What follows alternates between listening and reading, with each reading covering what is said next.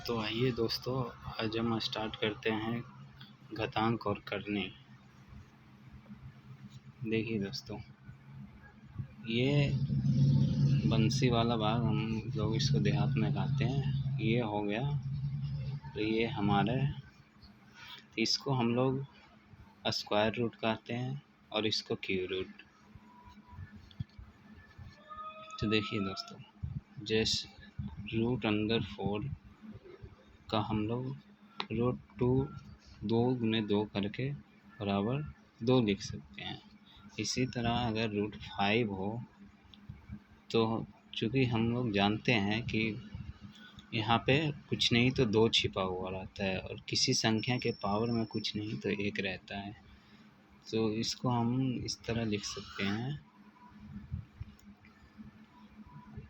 अब किसी संख्या के पावर में कुछ नहीं तो 1, तो यहाँ हम लिख सकते हैं, और ये यहाँ कुछ नहीं तो 2 छिपा हुआ रहता है।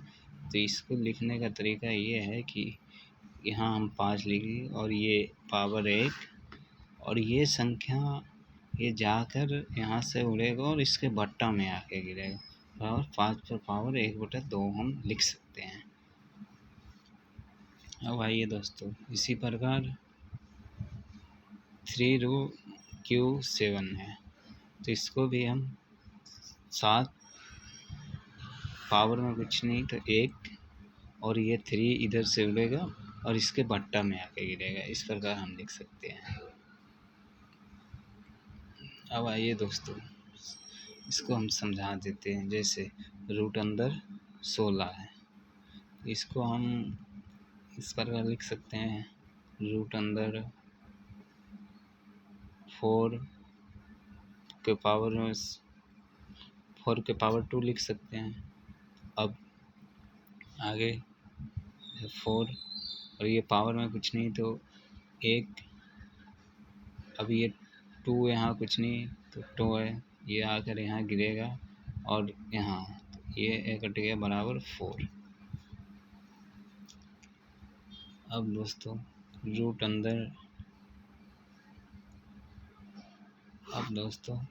√8 को हम इस प्रकार भी लिख सकते हैं।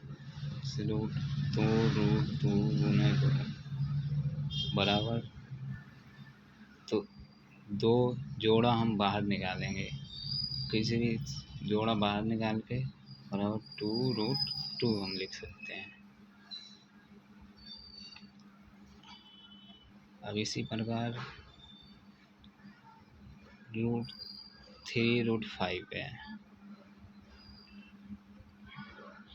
3√5 है, तो इसको हम अगर रूट के अंदर लिखना चाहेंगे तो 3 का स्क्वायर करके फिर 5 लिख देंगे, बराबर 3 3 9 5 45 √45। अब आइए दोस्तों, क्वेश्चन पर जाते हैं। जैसे 10 + 3√4 का वर्गमूल ज्ञात करें। तो दोस्तों, हम इसको इस तरह लिख सकते हैं।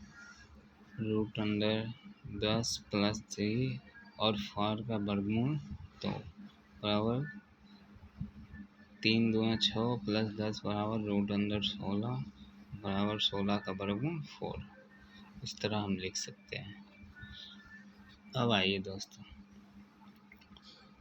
अगर क्वेश्चन इस प्रकार ना होके क्वेश्चन 5 + 2√6 का वर्गमूल ज्ञात करें, तो ये तो बहुत सिंपल था। √4 का 2 निकाल के हमने 4 इधर का बना दिया 16। अब इसको हम किस प्रकार लिखेंगे?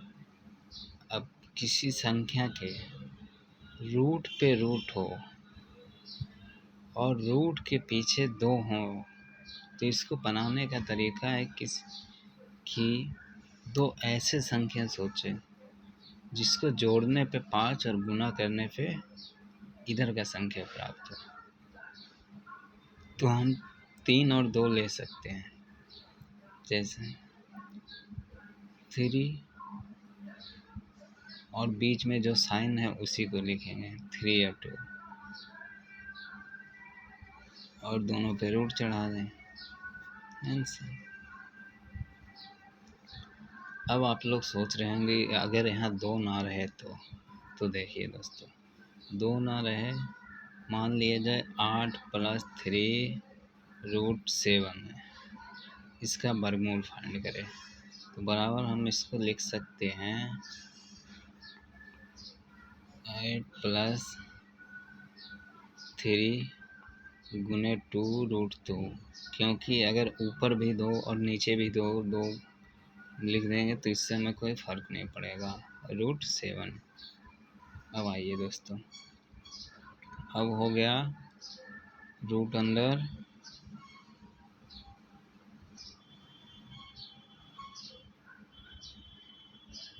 अब भिन्न के जोड़ बना लेंगे तो 8 दूनी 16 +